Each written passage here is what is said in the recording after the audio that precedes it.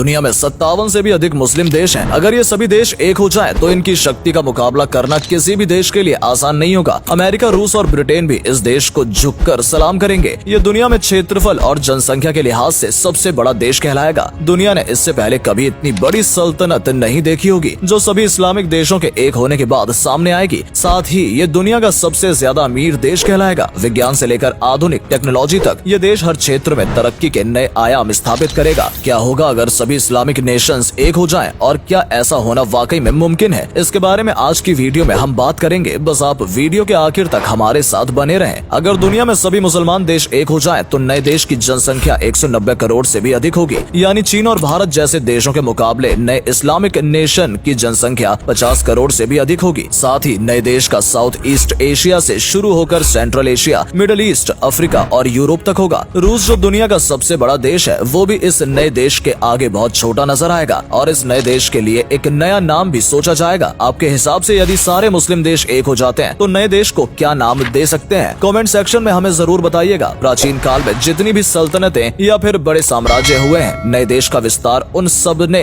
सबसे अधिक होगा। दुनिया का हर चौथा शख्स इस देश में रह रहा होगा। बरमूडा ट्रायंगल हो या फिर अरब के रेगिस्तान या एशिया के ऊंचे ऊंचे पहाड़, ये सभी नए देश के हिस्से होंगे। दुनिया के 80% समुद्री रास्तों पर मुसलमानों का कब्जा होगा। जरा सोचकर देखिए, यदि पाकिस्तान, सऊदी अरब, कुवैत, कतर, मिस्र, यूएई, तुर्की जैसे सभी देश एक हो जाए, तो इनकी ताकत कितनी अधिक होगी। इस नए देश की आर्मी दुनिया की सबसे बड़ी और शक्तिशाली आर्मी बन जाएगी। साथ ही आधुनिक हथियार, दमदार टैंक्स, एयरक्राफ्ट्स, फाइटर जेट्स जैसे अनेकों ताकतवर उपकरण इस देश के पास होंगे। ये देश इतना ताकतवर होगा कि अमेरिका, रूस, ब्रिटेन जैसे देश भी थर थर कांपने पर मजबूर हो जाएंगे। दुनिया में अन्य कोई ऐसा देश नहीं होगा जो इस्लामिक देश से पंगा लेने की हिम्मत कर पाए या फिर टक्कर दे सके। हर कोई मुसलमानों के साथ दोस्ती का हाथ आगे बढ़ाएगा। आज भी दुनिया के तमाम देश सऊदी और यूएई जैसे देशों के साथ दोस्ती का हाथ बढ़ा रहे हैं। इसके अलावा दुनिया के अधिकांश तेल और प्राकृतिक गैस के भंडारों पर मुसलमानों का कब्जा होगा और इसी देश से दुनिया के सभी देश पेट्रोलियम प्रोडक्ट्स खरीदेंगे। साथ ही अन्य कई प्राकृतिक संसाधन के भंडार नए देश में मौजूद होंगे। दुनिया में सबसे अधिक सोना भी इसी देश के पास होगा। इस नए देश में 20 करोड़ से अधिक गैर मुसलमान भी रह रहे होंगे। आज के समय में भी करीब 20 करोड़ गैर मुसलमान इस्लामिक देशों में रह रहे हैं, जो नौकरी या फिर रोजगार की तलाश में अपना देश छोड़कर इस्लामिक देशों में आकर बसे हैं। हालांकि बहुत से लोग इन देशों के मूल निवासी भी हैं। जीडीपी के मामले में भी ये देश टॉप पर रहेगा। सभी इस्लामिक देशों की जीडीपी एक कर दी जाए तो चीन और अमेरिका की जीडीपी से भी अधिक होगी। साथ ही अमेरिका के सिर से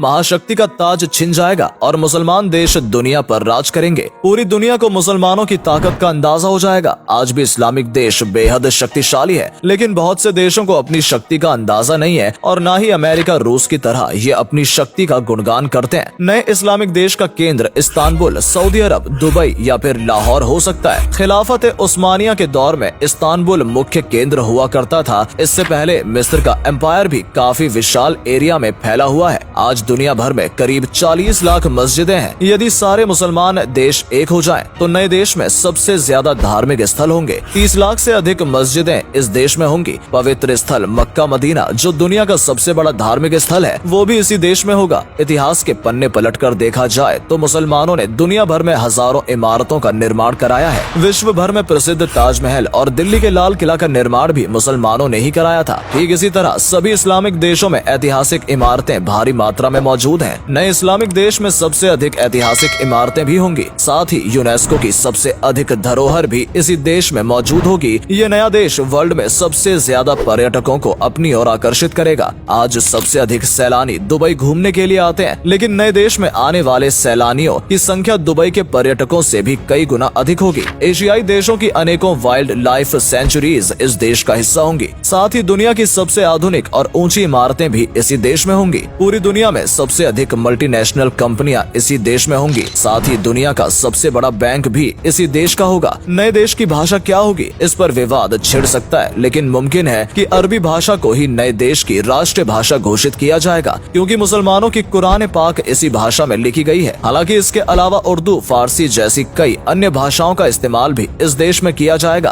पूरी दुनिया में मुसलमान राजनेताओं की अलग छवि बनकर सामने आएगी। सबसे ताकतवर लीडर्स इसी देश के होंगे। इतने बड़े देश में लोकतंत्र की स्थापना करना बिल्कुल भी आसान नहीं होगा। ऐसे में मुमकिन है कि इस्लामिक हुकूमत के जरिए देश को कंट्रोल किया जाएगा, यानी कि नए देश में डिक्टेटरशिप देखने को मिल सकती है। इस देश में सबसे कड़े रूल्स एंड रेगुलेशन होंगे। पूरा देश शरीयत कानून के हिसाब से चलेगा। यहाँ पर किसी भी अपराध की गुनाह सिर्फ सजाए मौत होगी। दुनिया के सबसे सुरक्षित देशों की सूची में इस देश का नाम टॉप पर रहेगा। मुसलमानों का यह देश विश्व में निवेश का सबसे बड़ा बाजार होगा। दुनिया के तमाम बड़े देश, कंपनियां और व्यापारी निवेश करने के लिए इस देश के साथ हाथ मिलाएंगे। इस देश की क्रिकेट की टीम दुनिया की बेस्ट क्रिकेट टीम होगी। एजुकेशन और हेल्थ फैसिलिटीज के मामले में भी ये देश बेस्ट होगा। अनेकों कॉलेज और यूनिवर्सिटीज इस देश में होंगे, जहाँ पर दुनिया के कोने कोने से स्टूडेंट्स शिक्षा प्राप्त करने के लिए आएंगे। इस्लाम धर्म का प्रचार प्रसार भी अपनी चरम सीमा पर होगा। ऐसे में इस बात की भी संभावना होगी कि लोग इस्लाम धर्म से इतना अधिक प्रभावित हो जाएंगे कि स्वयं ही इस्लाम धर्म को अपनाना शुरू कर देंगे। मुसलमानों के सबसे पवित्र स्थलों में से एक इजराइल को भी आजाद कर लिया जाएगा। दुनिया में सबसे अच्छे वैज्ञानिक, साइंटिस्ट, इंजीनियर्स और रिसर्चर्स इसी देश में देखने को मिलेंगे। मॉडर्न टेक्नोलॉजी के मामले में ये देश जापान, चीन, साउथ कोरिया और अमेरिका को भी पीछे छोड़ देगा। लेकिन क्या ये सब इतना आसान होगा जितना सुनने में लग रहा है? क्या वाकई में सभी इस्लामिक देशों का एक होना, मुसलमानों का एक प्लेटफॉर्म पर आना मुमकिन है? वर्तमान समय के हालातों को देखा जाए तो ये बिल्कुल भी आसान नहीं होगा, क्योंकि आज दुनिया के सभी इस्लामिक देशों में एक अलग कल्चर देखने को मिलता है। तुर्की जैसे कुछ इस्लामिक देश काफी मॉडर्न है, तो वहीं सऊदी और यूएई जैसे देशों में शरीयत लॉ लागू होगा, जहाँ के कानून बेहद ही ज्यादा सख्त होंगे। लोगों के खान पान, रहन सहन, बोलचाल, वेशभूषा, परंपराओं भी काफी विविधता है। साथ ही कुछ इस्लामिक देशों में आपसी मतभेद भी है। शिया और सुन्नी को लेकर कई देश आपस में लड़ रहे हैं। सऊदी अरब की ईरान और तुर्की जैसे देशों के साथ बिल्कुल भी नहीं बनती है। नए देश की करेंसी क्या होगी, इस बात पर भी विवाद उत्पन्न हो सकता है। और इतने बड़े देश को आखिर कौन लीड करेगा, ये एक बड़ा सवाल हो सकता है। सभी मुसलमान देशों का एक होने की संभावना तो बहुत कम नजर आती है, लेकिन यूरोपीय यूनियन की तरह ये सभी देश अपनी एक यूनियन या ऑर्गेनाइजेशन जरूर बना सकते हैं, और उस ऑर्गेनाइजेशन का ही काफी अधिक प्रभाव पूरी दुनिया में देखने को मिलेगा। तो दोस्तों, उम्मीद करते हैं आपको हमारी आज की ये वीडियो पसंद आई होगी। आपको क्या लगता है, आने वाले समय में सभी इस्लामिक देश एक हो सकते हैं? और अगर ये देश एक हो जाए तो दुनिया में इसका क्या असर देखने को मिलेगा? इस बारे में अपने विचार हमें कमेंट करके जरूर बताएं। अगर आपको वीडियो अच्छी लगी हो तो इसे लाइक और शेयर अवश्य करें। आज के लिए इतना ही। आपसे फिर मिलेंगे एक नई वीडियो के साथ। धन्यवाद।